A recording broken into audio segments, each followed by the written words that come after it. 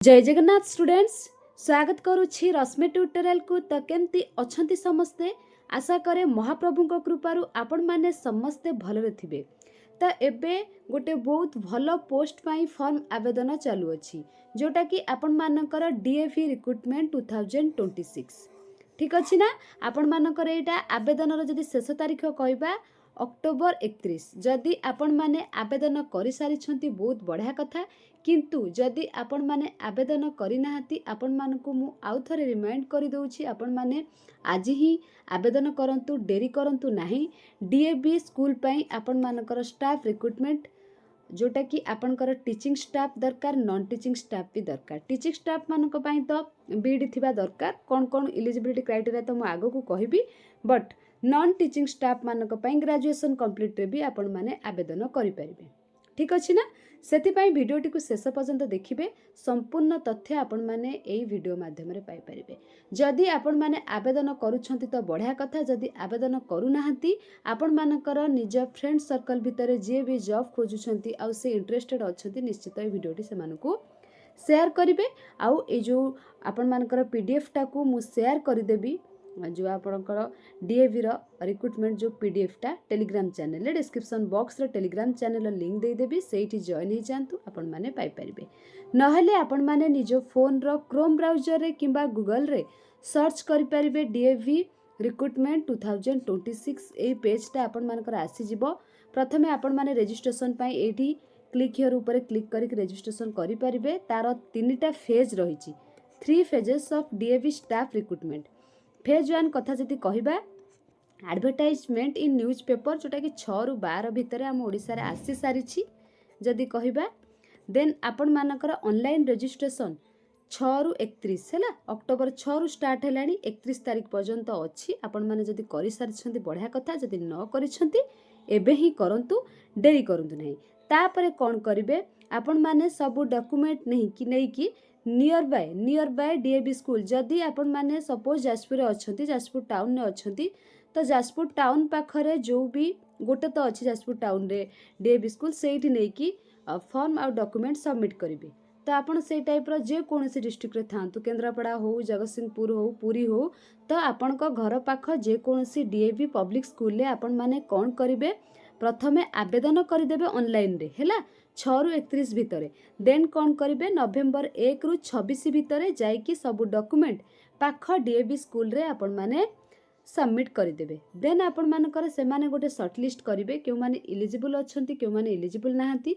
तो जो माने एलिजिबल थिबे से मानकर गोटे मेल करिवे से माने पेमेंट पाई हैला, विदिन 7 डेज भितरे after verification, within 7 days after verification परे से माने गोटे मेल आपण मानक पाखु आसीबा, आपण माने सेटा पेमेंट करिवे। देन जनवरी सीबीटी पाई कंप्यूटर बेस्ड टेस्ट पे आपण माने एलिजिबल हे जिवे हैला, जोटा कि जनवरी 2026 रे आपण मानकर एग्जाम हबो। ता पूर्वर आपनकर एडमिट कार्ड आसी जिवो हैला। तापरे आपण मानकर इंटरव्यू हबो, भाईबा जोटा रहिछि सेटा तो आपण मानकर पर कथा।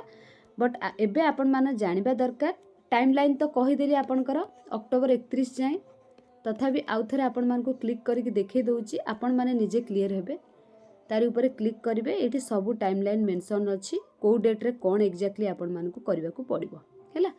देन जदि कहबा एटी हाउ टू अप्लाई, केमिति आपण माने अप्लाई करिवे, निज फोन माध्यम रे भी अप्लाई करि परिबे, किछि असुविधा नाही। संपूर्ण तथ्य एथे दिया हे जाईछि, आपण माने केमिति आवेदन करि परिबे हैला कि। तापरे डीएवी पोस्ट सब कोन कोन अछि आ एलिजिबिलिटी क्राइटेरिया आमे जानिबा। तापरे जानिबा कोन कोन सीबीटी पैटर्न आपण मानकर एग्जाम कोन रहिछि। ठीक अछि, टिके साइड इश्यू रहउछि बोली एमती आसी गला। हाउ टू अप्लाई, फर्स्ट कहिछि check advertisement for vacancy in different DAV school different states. आपनकर तो ओडिसा रे अप्लाई करिवार अछि, एटा हला ऑफिशियल वेबसाइट। आरि ऊपर क्लिक करि नेबे, क्लिक करि साला परे एडी स्टेप बाय स्टेप लिखा आइछि केमिति आपण माने आवेदन करिवे। एबे आमे पोस्ट पाखकु जिबा। पोस्ट आपण मानकर कोन कोन सब रहिछि हैला। टीचिंग स्टाफ तो करि परिबे, नॉन टीचिंग स्टाफ मध्य करि परिबे। एबे आमे पोस्ट विषय रे जानिबा, डीएवी पोस्ट हैला। एटी देखंतु एगुडा सब टीचिंग पोस्ट हैला, टीचिंग पोस्ट गुडा सब तळकु स्क्रॉल करिके आपण मानकु देखै देबी। एटा भी रहला टीचिंग पोस्ट, एगुडा का आपनकर रहला non teaching post. Teaching post तो आपण माने सबुथिरे आपण मानकर जोउथिरे भी बीडी करिथिबे पीजी करिथिबे माने पोस्ट ग्रेजुएशन पिला माने अप्लाई करि परिबे पीजी पिला माने माने ग्रेजुएशन कंप्लीट पिला माने अप्लाई करि परिबे विथ बीडी से मानकर थिबो इट सब सब्जेक्ट मेंशन कर दिया जाइछि।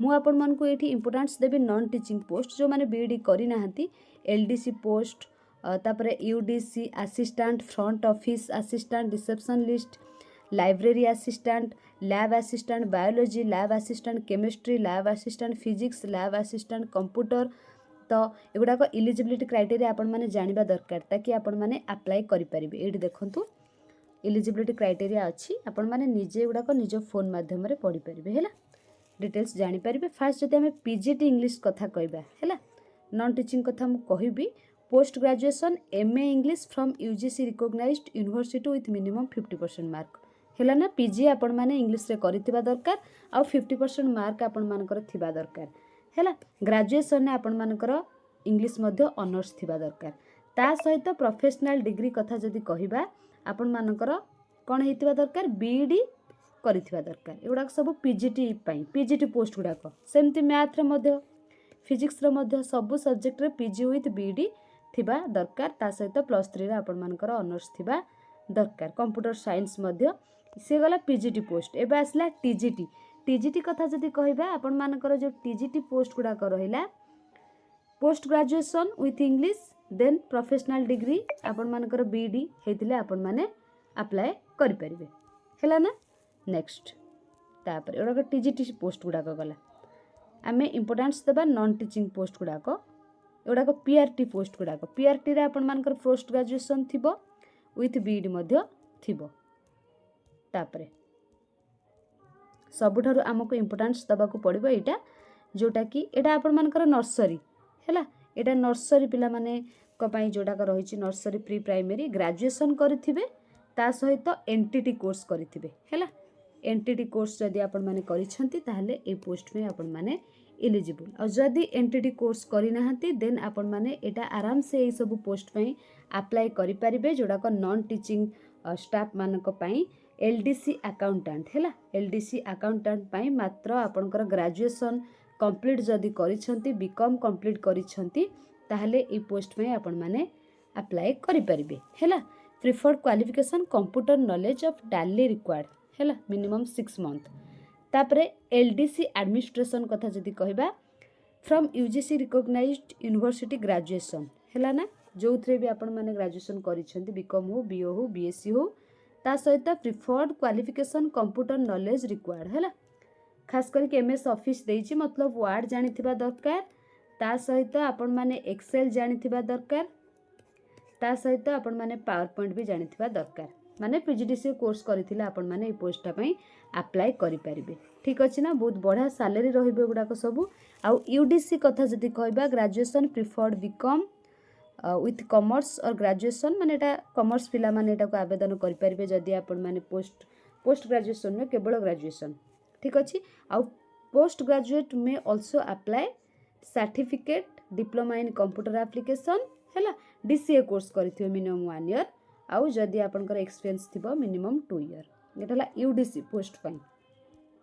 देन असिस्टेंट कथा जदि कहबा असिस्टेंट मानक पई आपण माने जे कोनोसी सब्जेक्ट रे ग्रेजुएशन करिथिले चलिबो बीए हो बीएससी हो बीकॉम हो ठीक अछि ना पोस्ट ग्रेजुएट में अप्लाई देन आपनकर फ्रंट ऑफिस असिस्टेंट बा रिसेप्शनिस्ट जोटा कि जे कोनोसी ग्रेजुएशन जदि आपण माने करिसेंती आपण माने आवेदन करि परिबे सबुथिरे कंप्यूटर नॉलेज रिक्वायर्ड हैला एटलीस्ट आपण माने डीसीए करिथिबे नहले पीजीडीसीए करिथिबे हैला कोनोसी गोटिए कोर्स जदि करिसेंती ए सब पोस्ट में आपण माने आवेदन करि परिबे आ लाइब्रेरी असिस्टेंट आपण माने लाइब्रेरी साइंस रे पीजी करिथिबा दरकार माने होची आपनकर जदि ग्रेजुएशन करिथिबे गोटे ब्लिस अछि गोटे माने मास्टर ऑफ लाइब्रेरी साइंस आ गोटे बैचलर ऑफ लाइब्रेरी साइंस जदि दीटांको कोटा भी गोटे करिसेंती ताहले आपण माने अप्लाई करि परिबे आउ लैब असिस्टेंट बायोलॉजी रे graduation in biology related discipline सेटा आपण माने अप्लाई करि परिबे केमिस्ट्री रे सेमती आपनकर +3 रे केमिस्ट्री थिबा दरकार फिजिक्स रे आपनकर +3 रे फिजिक्स थिबा दरकार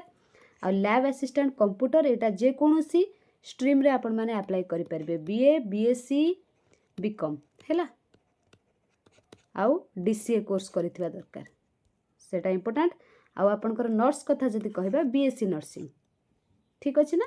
तो एतिकी आपण मानकर पोस्ट विषय आपण तो मान जानीगले जहाँ किसी थिला तापर सबुठ इम्पोर्टाट कथा सीबीटी एग्जाम पैटर्न यहाँ कौन रहा तो जाना दरकार ताकि आपण मैंने प्रिपेरेसन करें।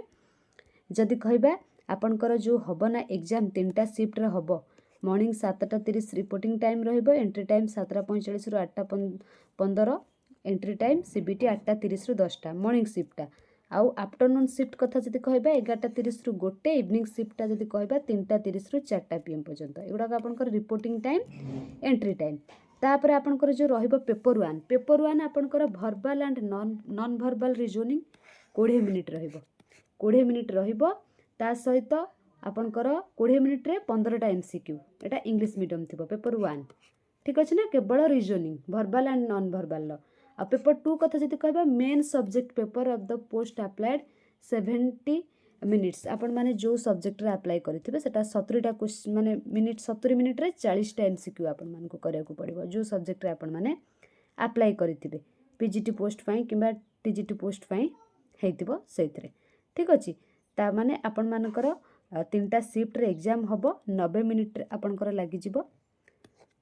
तो ये थिला आपण मानकर कोन सीबीटी एग्जाम कथा। जदि डीएवी रिक्रुटमेंट को लेकिन आपण मानकर किछि डाउट अछि आपण माने मते कमेंट सेक्शन में कमेंट करिवे मु निश्चित आपण मानकर डाउट क्लियर कर देबी।